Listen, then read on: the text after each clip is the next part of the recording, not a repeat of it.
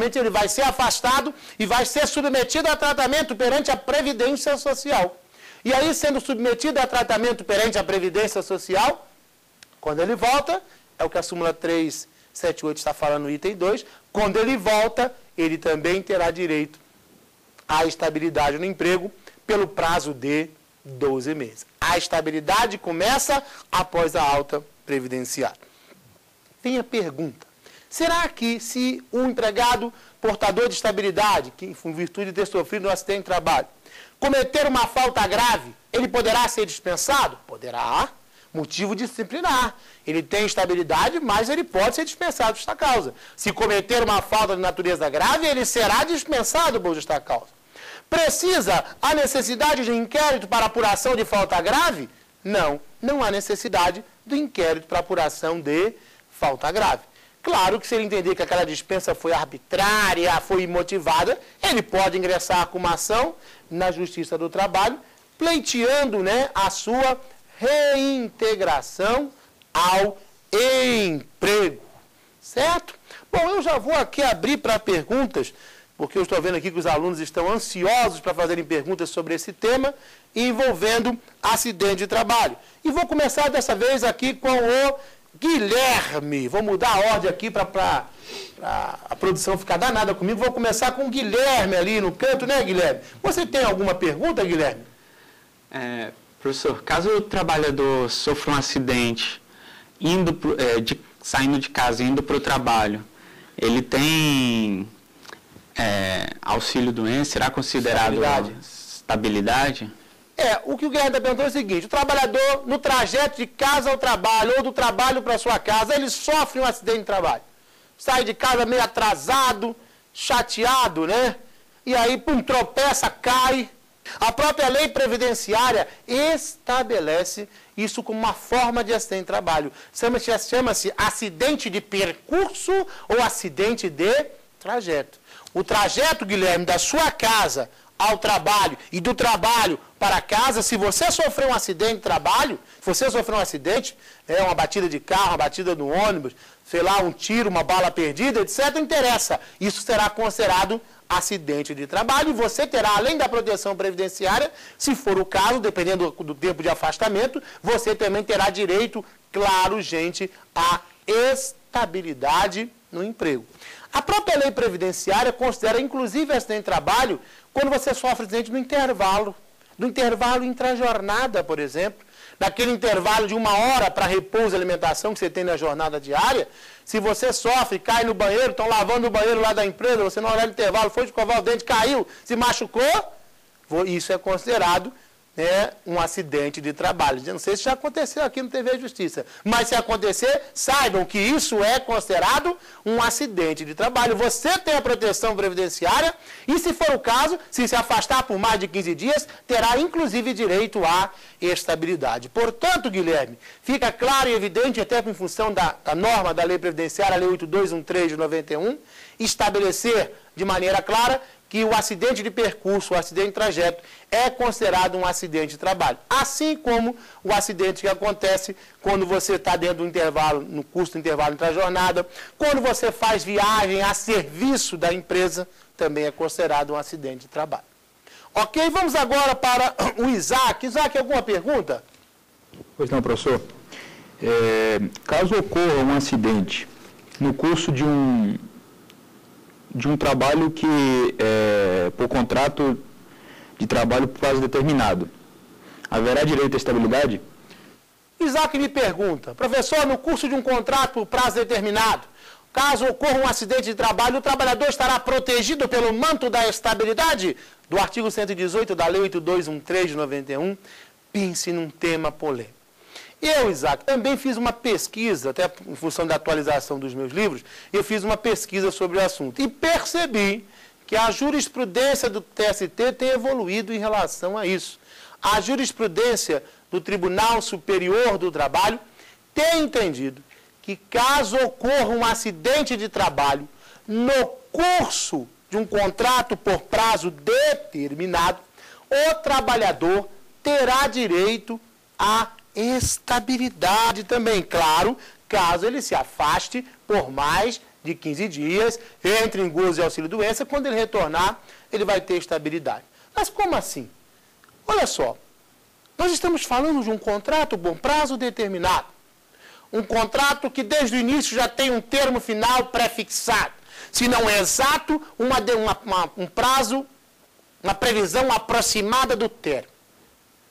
Então, já é um contrato que tem uma morte anunciada, uma morte natural anunciada, um termo final já previsto. Mesmo nesse caso, ele terá estabilidade no emprego? Tem entendido o TST que sim. Porque, veja, se você der uma olhadinha lá no artigo 7º da Constituição, se você der uma olhadinha no artigo 7º da Constituição, lá no inciso 22, você vai ver que constitui uma obrigação do empregador, no artigo 7º, inciso 22, a redução dos riscos inerentes ao trabalho por meio de normas de saúde, higiene e segurança.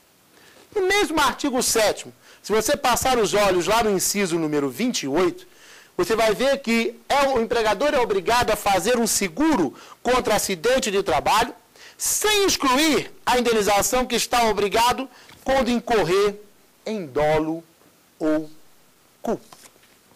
E aí o que acontece?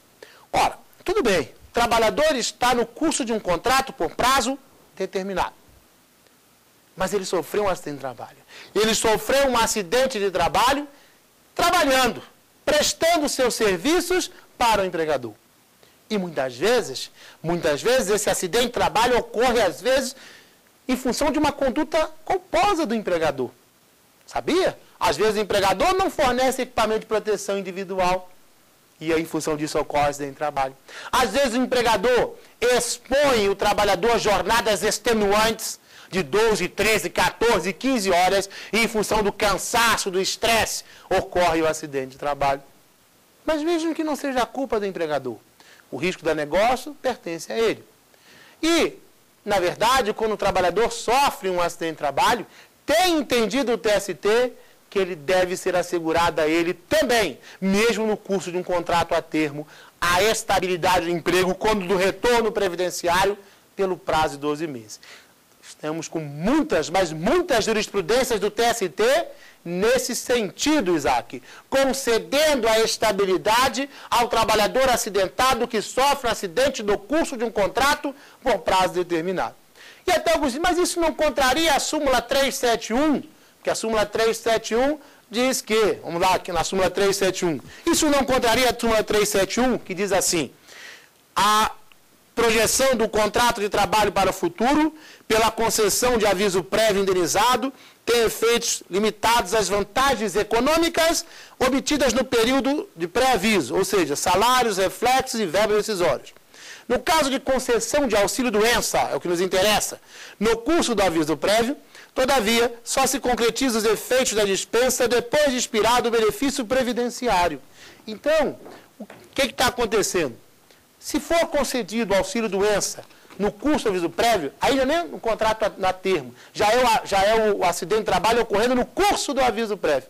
Mesmo assim, tem entendido o TST, que mesmo que o acidente de trabalho ocorra no curso do aviso prévio trabalhado, ainda assim, ele terá direito à estabilidade no emprego, tanto no contrato prazo determinado, quanto no curso do aviso prévio. Se ele sofreu um acidente de trabalho, ele, evidentemente, vai são os direitos, né? A rescisão dele só poderá ser feita quando houver o término aí da suspensão contratual.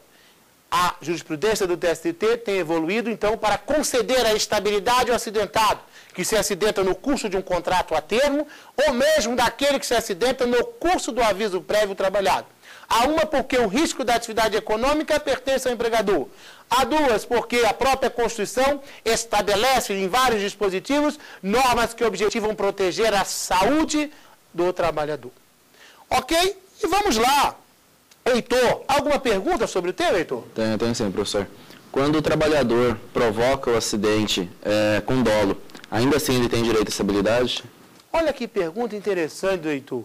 A situação do próprio trabalhador que se autolesiona, ou seja, ele provoca o acidente de trabalho já com o objetivo de alcançar a estabilidade.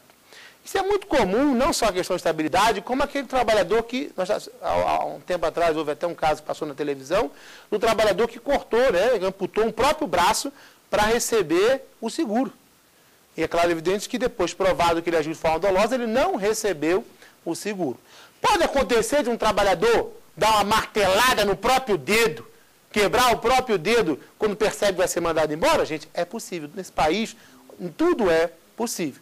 E aí, nesse caso, se o trabalhador está pressentindo que vai ser mandado embora, ele pega o martelo e pá, dá uma martelada no próprio dedo. Está sentindo dor daí, né, velho? E aí? Nesse caso, ele vai ter proteção previdenciária? Primeira pergunta, ele vai ter proteção previdenciária? Vai. Porque a responsabilidade da Previdência Social é sempre uma responsabilidade objetiva. Não se pesquisa de quem foi a culpa do acidente de trabalho para se dar proteção previdenciária ao trabalhador. Mesmo que o trabalhador tenha sido o único culpado na ocorrência daquele acidente de trabalho, foi acidente de trabalho. E ele terá direito à proteção previdenciária, ao auxílio-doença, etc. Agora, daí ele ter direito à estabilidade, eu acho complicado. Se ficar demonstrado que ele de propósito se acidentou, que ele se autolesionou, ninguém pode se valer da própria torpeza para obter benefícios no direito. Então, entendo, nesse caso, Heitor, que se ele se lesiona de propósito, se autolesiona com o objetivo de obter a estabilidade, acho que nesse caso o direito não vai ampará-lo. Eu acho que não seria o caso de se aplicar o artigo 118 da Lei 8213 de 91, justamente porque, nesse caso, ele é que provocou o acidente, objetivando adquirir a estabilidade. Ou seja, ele agiu de forma dolosa. Muito bem. Além desse caso, dessa hipótese de estabilidade provisória do acidentado, e também da anterior que eu falei, do empregado eleito membro da CIPA, nós temos outras hipóteses. Por exemplo, o empregado membro do Conselho Curador do FGTS. Empregado indicado membro do Conselho Curador do FGTS.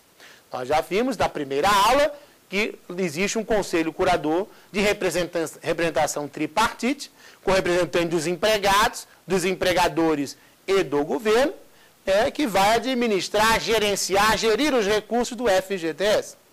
Pois bem, as centrais sindicais e as confederações indicam os trabalhadores que são nomeados para um mandato para exercer o cargo como conselheiro do Conselho Curador do FGTS. Esses empregados, titulares e suplentes, desde a nomeação até um ano após o final do mandato, tem estabilidade do emprego. Aí não é registro da candidatura, porque não há eleição. Há indicação pelas centrais sindicais e pelas confederações e nomeação pela autoridade competente. Isso está previsto, inclusive, lá na Lei 8.036 de 90, a Lei do FGTS, Lei 8.036 de 90, artigo 3º, parágrafo 9º. Então, os empregados membros do Conselho Curador do FGTS têm estabilidade, titulares e suplentes, desde a nomeação até um ano após o final do mandato. Eles só podem ser